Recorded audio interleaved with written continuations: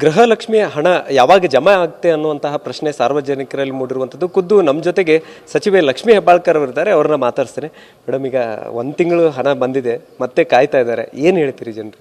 ಇಲ್ಲ, 2 ತಿಂಗಳು ಹಣ ಬಂದಿದೆ ಎಲ್ಲರಿಗೂ. ಈ ತಿಂಗಳು ಸುಮಾರು 1,10,00,000 ಜನರಿಗೆ ಈ ತಿಂಗಳು ಸರ್ಕಾರದಿಂದ ಹಣ ಬಿಡುಗಡೆ ಆಗಿದೆ.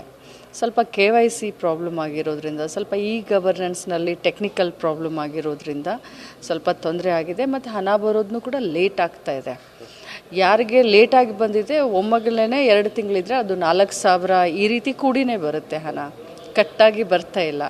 ನಮ್ಮದು total August 30th cut off date ಇತ್ತು. ಸೊ ಆಗಸ್ಟ್ 30th ಒಳಗಡೆ ಯಾರ್ಯಾರಿದ್ದಾರೆ ಅವ್ರಿಗೆ ಫಸ್ಟ್ ಕಂತು, ಸೆಕೆಂಡ್ ಕಂತು, ಥರ್ಡ್ ಕಂತು 3 ಬರುತ್ತೆ. ಆಗಸ್ಟ್ 30th ನಂತರ ಯಾರಾದರೂ ಅದನ್ನು ರಿಜಿಸ್ಟರ್ ಮಾಡಿಸ್ಕೊಂಡಿದ್ರೆ ಅವ್ರಿಗೆ ಬರೀ 2 ಕಂತು ಬರುತ್ತೆ. ಸೊ ಹೀಗಾಗಿ ಟೆಕ್ನಿಕಲ್ ಪ್ರಾಬ್ಲಮ್ಮು ಗವರ್ನೆನ್ಸ್ದು ಏನಿತ್ತೋ ಅದನ್ನು ಇನ್ನೂ ಸರಳೀಕರಣ ಮಾಡಲಿಕ್ಕೆ, ಒಂದೇ ಒಂದು ಸ್ಪೆಲ್ಲಿಂಗ್ ಮಿಸ್ಟೇಕ್ ಆದ್ರೂ ಇದಾಗ್ತಾಯಿದೆ, ಫೋನ್ ನಂಬರ್ ಹೆಚ್ಚು ಕಡಿಮೆ ಆದರೂ ಇದಾಗ್ತಾಯಿದೆ. ಸೊ ನಾವು ಎಲ್ಲ ಬ್ಯಾಂಕ್ದವ್ರನ್ನ ಕರೆದು ಮೀಟಿಂಗ್ ಮಾಡ್ತಾಯಿದ್ದೀವಿ at a time.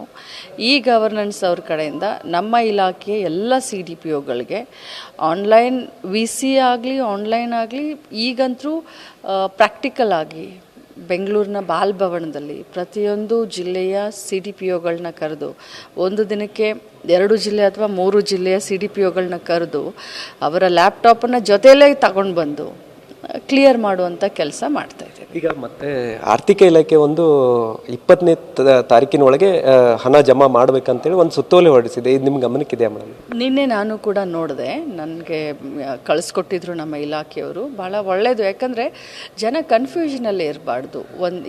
Every day check ಮಾಡೋದಾಗಲಿ ಅದೆಲ್ಲ ಬೇಕಾಗಿಲ್ಲ. ಸೊ 15ನೇ ತಾರೀಕಿನಿಂದ 20ನೇ ತಾರೀಕಿನವರೆಗೂ ನಮಗೆ ಗೃಹಲಕ್ಷ್ಮಿ ಹಣ ಬರುತ್ತೆ ಅನ್ನೋ ಒಂದು ವಿಶ್ವಾಸ ಅವ್ರಿಗಿರಲಿ. ಸೊ ಆರ್ಥಿಕ ಇಲಾಖೆ ಇದನ್ನು ಮಾಡಿರೋದ್ರಿಂದ ಜನರ ಒಂದು ಕನ್ಫ್ಯೂಷನ್ ದೂರ ಆಗುತ್ತೆ. ಒಳ್ಳೆ ಕೆಲಸ. ಈ 15ನೇ ತಾರೀಕಿನೊಳಗೆ ಪ್ರಕ್ರಿಯೆ ಮುಗಿಸ್ರಿ, 20ನೇ ತಾರೀಕಿನೊಳಗೆ ಜಮಾ ಆಗೋದ್ರಿಂದ ಜನರಿಗೆ ಒಂಥರ ಸಂಬಳ ಬಂದ ರೀತಿಯಲ್ಲಿ ತಲೆಯಲ್ಲಿ ಕೂತು ಬಿಡುತ್ತೆ. ಟೋಟಲ್ ಆಗಿ ಸರ್ಕಾರದಿಂದ ಹಣ ಸಾವಿರಾರು ಕೋಟಿಯಿಂದ ಜಾಸ್ತಿ ಬಿಡುಗಡೆ ಆಗುವಂಥ ಸಂದರ್ಭದಲ್ಲಿ ಆ ಪ್ರಕ್ರಿಯೆ ಅಂದರೆ ಸರ್ಕಾರದಿಂದ ಹಣ ನೇರವಾಗಿ ನಗದು ಖಾತೆಗೆ ಬರುವಷ್ಟಿಗೆ ಒಂದು 25 ಡೇಸ್ ಬೇಕಾಗ್ತಿತ್ತು, 25 ಡೇಸ್. ಆದರೆ ಈಗ ಅದನ್ನು ಬಹಳಷ್ಟು ಸರಳೀಕರಣ ಮಾಡಿ, ಅಂದರೆ ಮೊದಲು ಅದು ಟ್ರೆಜರಿಗೆ ಹೋಗಿ, ಟ್ರೆಜರಿಯಿಂದ ನಮ್ಮ DDಗೆ ಹೋಗಿ, DDಯಿಂದ CO ಅಪ್ರೂವಲ್ ತೊಗೊಂಡು ದೆನ್ CDPO ಲಾಗಿನ್ ಬಂದು ಜನರಿಗೆ ತಲುಪೋವರೆಗೂ 20 ದಿನ ವಿಳಂಬ ಆಗ್ತಾಯಿತ್ತು, 25 ದಿನ. ಅದನ್ನೆಲ್ಲ ತೆಗೆದುಬಿಟ್ಟಿದ್ದೀವಿ ನಾವೀಗ. ನೇರವಾಗಿ ನಮ್ಮ ಅಂದರೆ ಹೆಡ್ ಆಫೀಸ್ನಿಂದ ಡೈರೆಕ್ಟ್ರ್ ಅಕೌಂಟ್ನಿಂದ ಎಲ್ಲರಿಗೂ ಹೋಗೋ ರೀತಿ, ಅಂದರೆ ವಿದಿನ್ 6 ಡೇಸ್ ಸರ್ಕಾರ ಟ್ರೆಜರಿಗೆ ಕಳಿಸಿ, ಟ್ರೆಜರಿಯಿಂದ ನೇರವಾಗಿ ನಮ್ಮ ಮುಖ್ಯ ಕಚೇರಿಗೆ ಬಂದು ಅಕೌಂಟ್ಗೆ ಅಲ್ಲಿಂದ ಹೋಗಲಿಕ್ಕೆ 6 ಡೇಸ್ ಮಿನಿಮಮ್. ಸೊ ಅದು ಒಂದು 20 ದಿನ ಉಳಿತಾಯ ಆಗಿದೆ. ಸೊ 15ರಿಂದ 20 ಅಂತ ಹೇಳ್ತಾ ಇದ್ದೀವಿ. ಈಗಾಗಲೇ ಏನು KYC, ಆಧಾರು, ಡಿಸ್ಟರ್ಬೆನ್ಸ್ ಏನೇನಿತ್ತು ಅದೆಲ್ಲ ಕಡಿಮೆ ಮಾಡ್ಕೊಂಡು ಬಂದು ಸುಮಾರು 23 ಲಕ್ಷ ಜನರದಿತ್ತು. ಅಂಥದಿಗೆಲ್ಲ ಕಡಿಮೆ ಮಾಡಿ ಎಲ್ಲ ಪ್ರಶ್ನೆಗಳಿಗೆ ಉತ್ತರ ಸಿಕ್ಕು ಈಗ ಒಂದು 7 ಲಕ್ಷ ಜನ ಉಳಿದಿದ್ದಾರೆ. ಅಂದರೆ ಒಂದು 90% ಆಗಿದೆ, ಇನ್ನೊಂದು 10% ಉಳಿದಿದೆ. ಅದನ್ನು ಕೂಡ 1 ತಿಂಗಳಲ್ಲಿ ಸರಿ ಮಾಡಿ. ಆರ್ಥಿಕ ಇಲಾಖೆ ಸುತ್ತೋಲೆಯಿಂದ ಎಷ್ಟು ಅನುಕೂಲ ಆಗಿದೆ? ಭಾಳ ಕನ್ಫ್ಯೂಷನ್ ಇರ್ತಾಯಿತ್ತು ಜನರಿಗೆ. 30ನೇ ತಾರೀಕು ಬರುತ್ತಾ, 1ನೇ ತಾರೀಕು ಬರುತ್ತಾ, 1ನೇ ತಾರೀಕಿನಿಂದ 20 ತಾರೀಕು ಬರುತ್ತಾ. ಸೊ ಈಗ 15ರಿಂದ 20ರವರೆಗೆ ಅವ್ರಿಗೆ ದುಡ್ಡು ಹೋಗೋ ರೀತಿ ನಾವು ನೋಡ್ತೀವಿ. ಖಂಡಿತವಾಗ್ಲೂ ಕೆಲವೊಂದಿಷ್ಟು ಜನರಿಗೆ ಮೊದಲೇ ಕಂತೂ ಬಂದಿಲ್ಲ, ಅಂಥವ್ರಿಗೆ ಏನು ಹೇಳ್ತೀವಿ? ಅದೇ ತಾಂತ್ರಿಕ ದೋಷದಿಂದ ಆಗಿದೆ.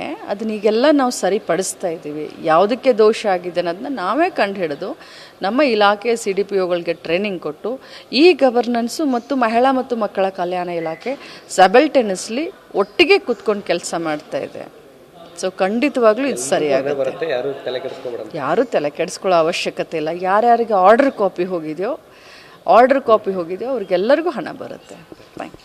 ಸೊ ಇದಿಷ್ಟು ಸದ್ಯ ಈಗ ಆರ್ಥಿಕ ಇಲಾಖೆಯಿಂದ ಹೊರಡಿಸಿರುವಂಥ ಸುತ್ತೋಲೆಯಿಂದ ಸಾಕಷ್ಟು ಅನುಕೂಲ ಆಗಲಿದೆ. ಜನರಿಗೆ ಒಂದು ದಿನಾಂಕ ಗೊತ್ತಾಗುತ್ತೆ ಹಣ ಬರುವಂಥದ್ದು. ಅದರ ಜೊತೆಗೆ ಯಾರಿಗೆಲ್ಲ ಹಣ ಬಂದಿಲ್ಲ ಅವ್ರಿಗೂ ಕೂಡ ಹಣ ಬರುತ್ತೆ ಅನ್ನುವಂಥ ಮಾತನ್ನು ಸಚಿವೆ ಲಕ್ಷ್ಮೀ ಹೆಬ್ಬಾಳ್ಕರ್ ಅವರು ಹೇಳ್ತಾ ಇರುವಂಥದ್ದು. ಕ್ಯಾಮರಾಮನ್ ಪ್ರವೀಣ್ ಜೊತೆ ಸಹದೇವ್ ಮಾನೆ, TV9 ಬೆಳಗಾವಿ.